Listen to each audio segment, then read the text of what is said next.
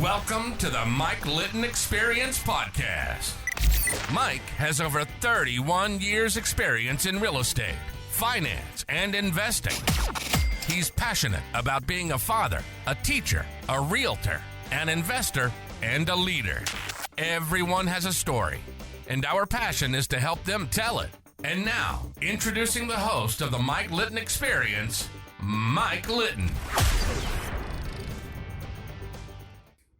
So what can you expect from the Mike Litton Experience? You can expect stories that will inspire, motivate, advice that will sharpen your focus, and expert information on real estate, finance, and market conditions. Jeff Pfitzer, thank you so much for being our guest on the Mike Litton Experience. I'm super excited about our time together. And like we talked about before we hit record, everybody has a story, and our passion is to help them tell it. So with your permission, we'll start with where you were born, go all the way up to today. And then we want to talk about anything that you guys are working on for today and or for tomorrow, okay? Yeah, absolutely. Yeah, Appreciate you being here, bud. Yeah, thanks for having me, man. It's good to see and talk to you again. So this is fun. Now we get to reverse roles. So I'm excited about it. So for people, just full disclosure, for people that don't know, I was on your podcast last week or week before last. Yeah. Sorry, my days run together too. But we were together and you interviewed me. And so, and we had a great time together. We really hit, our energy is kind of one of those things that we could talk for 4 days straight. Probably. And we had a lot of fun and we got a lot done. And I think we added some value to your listeners, I hope anyway. 100%. And so what we're going to do is just talk about your life story. And I'm super excited to have you on here. So tell us where you were born. That's a story in and of itself, actually. So I was born in Wisconsin, Crosse Wisconsin. Yeah. But my home address was Winona, Minnesota. So if you're familiar with that part of the country, it's right on the Mississippi River. It's where the Mississippi River is actually very beautiful, not like it is in St. Louis. Right. Very wide and expansive, actually. And so I've always told people all of my life, my wife teases me about this. When people ask me where I'm from, I'm like, I don't know. Is it where I was born or where I lived? Because I was born in Wisconsin, but I lived in Minnesota. So my wife says I'm from Minnesota. Right. But I guess that's for each person to decide which one, because my birth certificate says Wisconsin. So where am I from? I don't know. What's your answer? Where am I from? Is it where you're born or where you lived? Well, actually, where I was born is where I lived. So I really, but what I would say is where you're from originally, right, would be La Crosse, Wisconsin, but basically where you grew up. Yeah. Well, technically I grew up neither. So I was born there, and then my dad got a job. He was working for the VA hospital at the time. He got a job in Omaha, Nebraska. And so we moved to Omaha. I think I was in Minnesota for maybe 6 months to a year. Yeah. Then in Omaha for a couple of years. Then he got transferred to the VA hospital in St. Louis, where I grew up. And so I've been in St. Louis ever since. And he ended up getting a job with Anheuser-Busch, left the VA hospital. And so I grew up here. So I'm a St. Louisan. It's not where I was born, but I've been a St. Louisan all my life, and that's where I am now. Well, we're going to call you a naturalized St. Louis citizen. I'm good with that. Although, to be honest, more than anything else. I think it's cooler to say I'm from Minnesota. I don't know why. Maybe it's because I've been in Missouri all my life, and I just think it's cooler to say something else. But it's the exotic thing, right? Yeah, I guess so. Yeah. So question for you. Growing up, what was your favorite thing about growing up in St. Louis? I was a sports kid, still am. And the one thing about being in the Midwest is I've really become well-traveled with work and whatnot, is that, we don't have beaches and mountains and all of the things that you San Diegans have. And so it's you lean into the things that you do have. And so St. Louis is very well known to be a baseball town. We lean into the sports that we do have, which they've kind of come and gone. But the one thing that stayed constant is professional baseball, professional hockey. We've had baseball come and go, or football come and go. But, I think that probably had a big impact on my love of sports. And so that was pretty much my life as a kid, was whether it was organized sports, which I was a soccer basketball, baseball player. So those 3 seasons. Mhm. And then otherwise I was playing in the yard. I was playing either by myself, playing with anybody that would play game, play sports with anything. And that was my life, was sports. And I'm still a pretty big sports fan. COVID's changed that a little bit, but yeah, it's and it's that time of year, by the way. At the time of this recording, March Madness is starting this week, so I'm excited about that. But I would have to say that I was a middle child, so I get teased, I think, for that somewhat, which I think for me made me timid.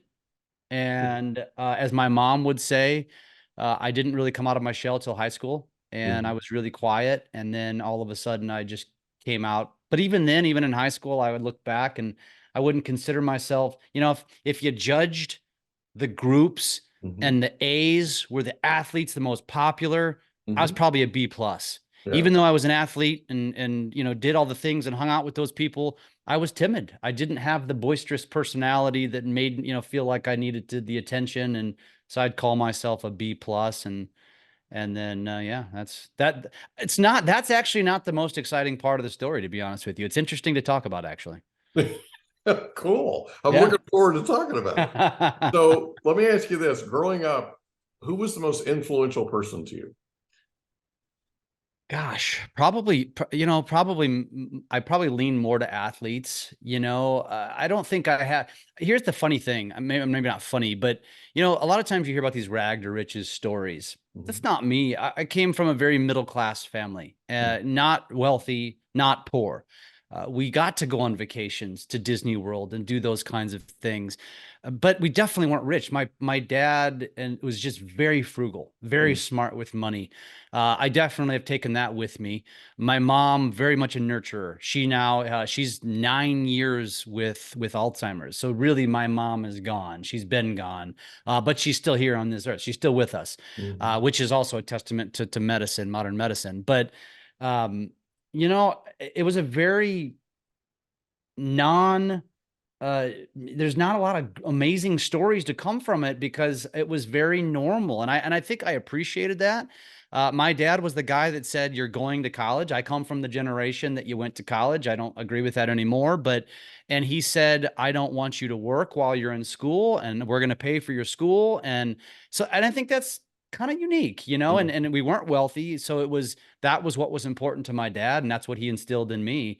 And so, other than that, a grandpa. I had a grandpa that I was very close to, that I would say was probably, but I don't really have that just pinpoint person that I'd put up on a mantle to say that was the absolutely most influential person in my life. Mhm. I didn't have that. It was a variety of people. Takes a village. Yeah, yeah, So in absolutely. high school, did you have a favorite subject? Yeah, geography. Okay.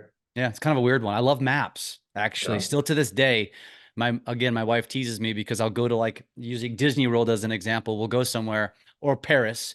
Mhm. We go to Disney World. I get the map out and I study it and I figure out, okay, where are we going to go? How are we going to do? How are we going to maximize our efficiency and our time and all the fast passes? We go to Paris. I get out a map of the subways. I got to Mhm. study this. Which ones do we got to get off? I got to. I love that stuff for some reason. And here we are in a day and age where kids don't know what a paper map is. When I started driving, I had all these different maps in my cars. I Yeah. even, thinking back, I'm like, how in the hell did we get places Yeah. without our phones? But Yeah. yeah, I was a map nerd. I loved geography for some reason and did not go into that field, if there is such a thing. I don't even know. So out here we had these AAA maps that you folded Yeah. up Yeah. 17 different ways kind of Yep. thing, right? And I hated those things. And then they came out with this guide that had a spiral to it, right? And Hmm. that became like my go-to deals. My Thomas guide is what it was called. And it became my go-to deal. It was like, and I just wore that sucker out. And every year I'd get a new one because I was in the new home business, Hmm. right? Yeah. And in the new home business, they didn't always catch up every year to the new streets, the new Yep. right.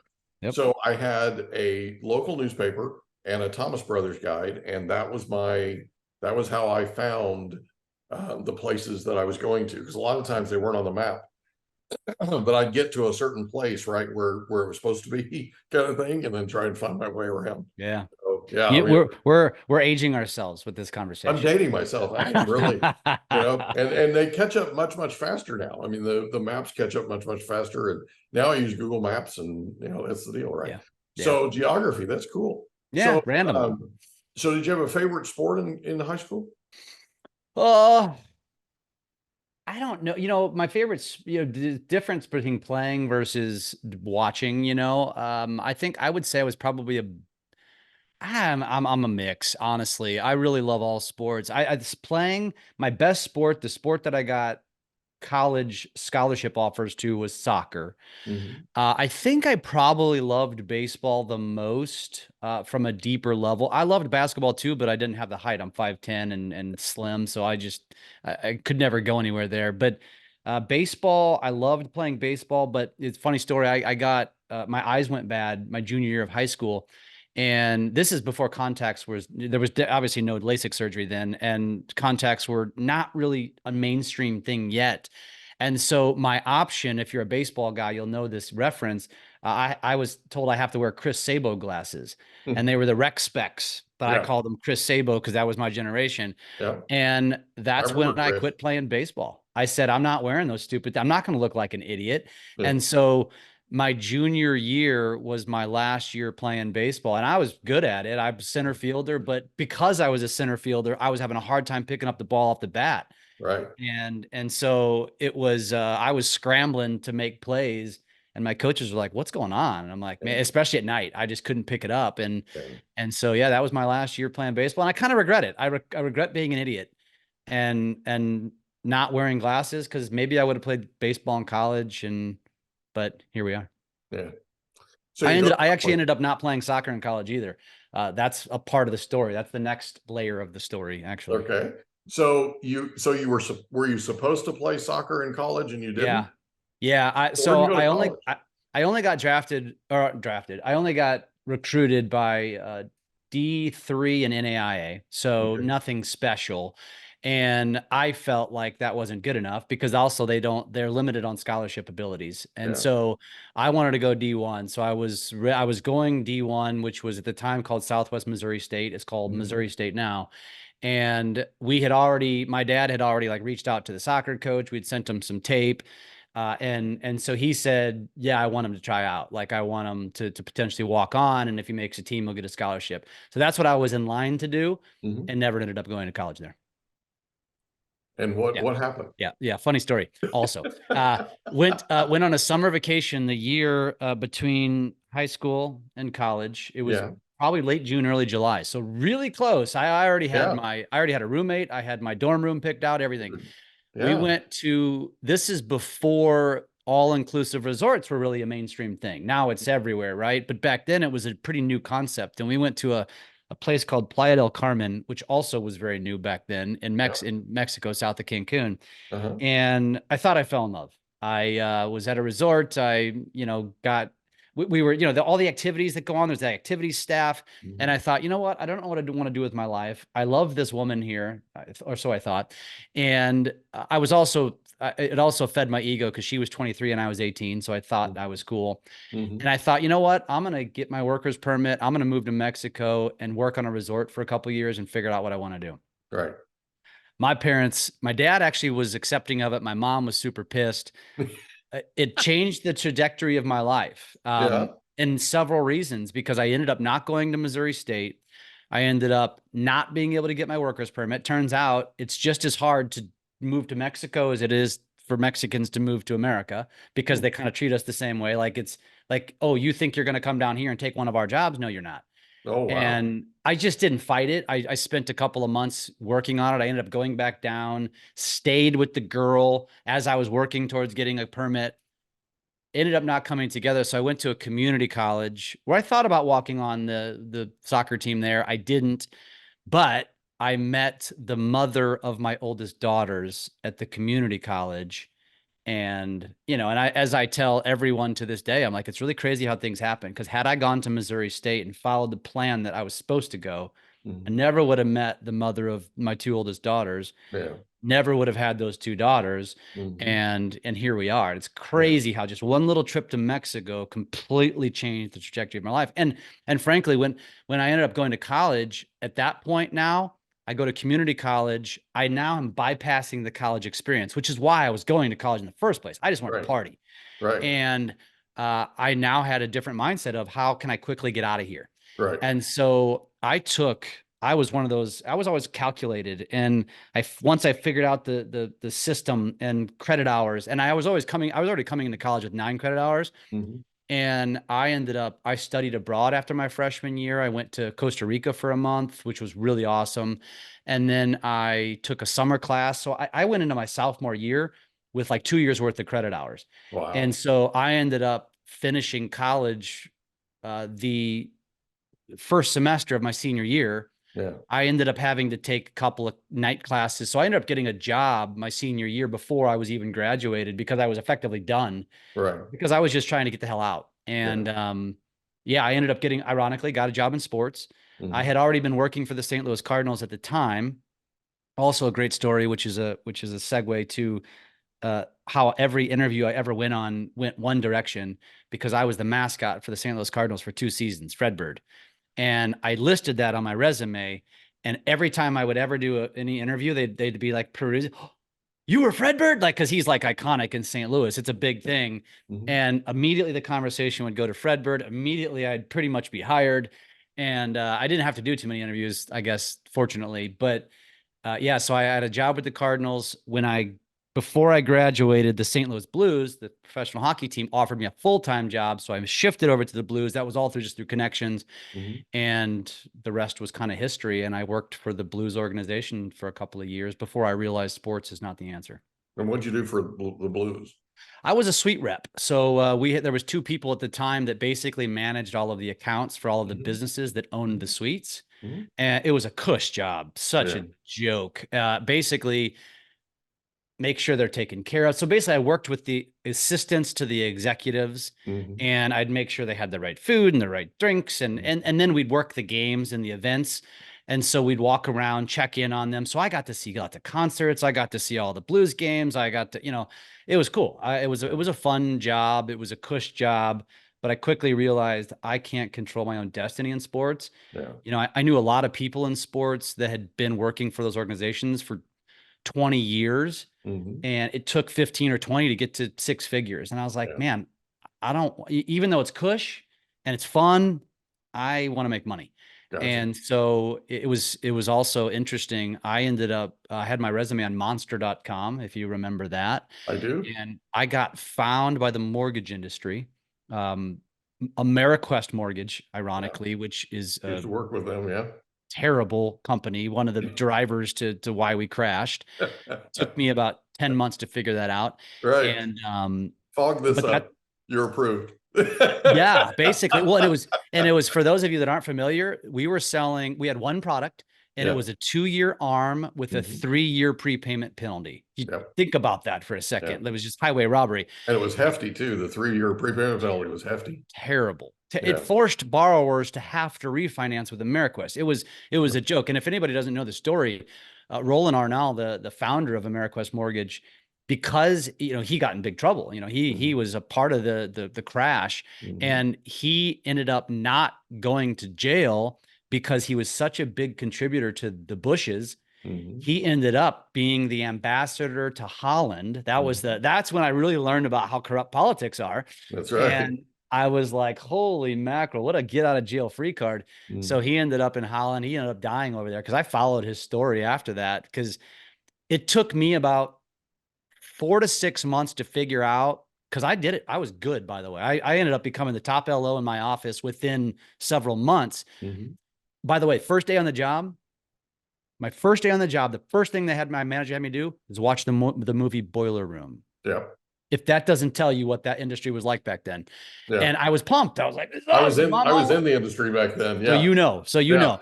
So I was all in, but I ended up doing the job really well. But what I realized very quickly was, I don't want to sell this to my family. And if I can't do mortgages for my family and friends, this doesn't seem like a very good gig. And what I realized was happening all of our turn downs were getting funneled over to brokers because brokers were a big deal back then. So my manager was taking all of the turn downs, funneling them to a broker, getting kickbacks because this was all very normal back then. Mm-hmm. And I was like, well, I want to do that. And he said, no, I do this. And I'm like, but they're my turn downs. And so he, because of his greed, drove me out of AmeriQuest. I ended up going to I'm like, you know what? I'm just going to go to the broker shop and I'm going to be the one getting the leads from all of your people. Yeah. And so I figured that out. I ended up going to a broker shop, and kind of the rest was history with the mortgage career. Yeah. Yeah. That's cool. Let me ask you a question. So you went to community college, Yep. right? And it was, let me get out of here as fast as I possibly can, right? Yep. So you leave community college. Where do you go? Do you go to a 4-year school? Yeah, I did a local Webster University in St. Louis. Yeah. Oh, okay. So I went 2 years community, 2 years at Webster. Well, actually kind of like a year and a half at Webster, Right. which honestly, and it was because, so Webster's a theater school. Okay. And I was not in school for theater, but I still didn't know what I wanted to do at that time. And I first went in and went into an advertising major. Okay. They have a lot of legal classes you have to take in an advertising major. And I quickly realized I didn't want to do that. So I ended up going into just a dumbed down version, almost like instead of a doctor, I went to a nurse. And I went for a media communications degree, which was kind of fun. And I think that's where my prowess for marketing came from, to be honest with you. I didn't realize it. I really never have realized it until the last 5-6 years that I'm actually really good at this and never really was able to utilize it.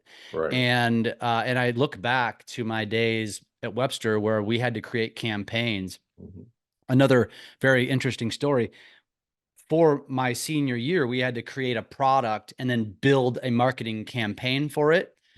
And the product that I created, fantasy product, was basically Viagra before Viagra existed. It was a pill that men could take that would help them, do the thing. Right. Right. And because I still remember this, because I had to create print ads, and like I had a print ad with like a couple with the Washington Monument as the background, as kind of a signifying an erection, right? And it was actually, when I look back, I actually kept all that stuff. I had to do radio commercials, all these things. And it's funny now because I'm sure Viagra was in the works then, but it wasn't the thing yet. Yeah. And it's like, I didn't realize I had basically had a premonition about something that was going to really take over the world. Right. But I did it as college kid, and I had to sit in front of a committee and tell about my product and then give my plan.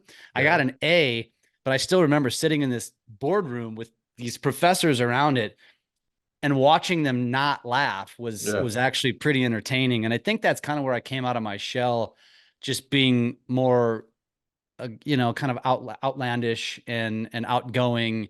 And I kind of had fun with it. And I realized you can kind of manipulate the system here by having fun and making a professor laugh. And I got an A. That's awesome. Yeah. So let's go forward just a bit. So you get into the mortgage business with the broker, right? So you leave AmeriQuest, you go to the broker. What happens then? Yeah. So 2007, 2008 happened, and we were doing fine. But at the time, FHA wasn't nearly as big of a deal, and you had to have a specific license to be able to do FHA deals back then. Right. And so we were in the process, probably, I think it was, sometime in 2007, leading into 2008, we realized, gosh, we got to have FHA approval. So we were working on our approval, which takes a good 6-8 months to get back then. And during that time, we got approached. Another goofy story. We got approached back then. Brokers had mortgage reps. So these reps would come in from mortgage companies and try to get us to use their company. Also, and reps, of course, we always would lean towards the hot women, of course. And so kidding. There was right. And who brought the best lunch, right? But there was a woman who had started to do recruiting for a company called USA Mortgage, which is a local company here. And honestly, she came into us and said, hey, we were this close to getting our FHA approval. We're like, we'll take a lunch with you, Janet, because you're hot. Basically that's what we were thinking. And so we did it. We went and met the president, the owner at the time of USA Mortgage. And we ended up making a move. We ended up joining USA Mortgage as a branch. And I kid you not, like a few days within us joining USA Mortgage, our FHA approval came in the mail. Yeah. And I never looked back. Like I didn't regret it. And it was actually the best thing we ever did. If anything, I regret it was not joining or being a part of a correspondent lender sooner, because back then it was all about refis and we hated purchases. And the thing I kicked myself was, man, I just spent 8 years focusing on refis when I should have been focused on purchases.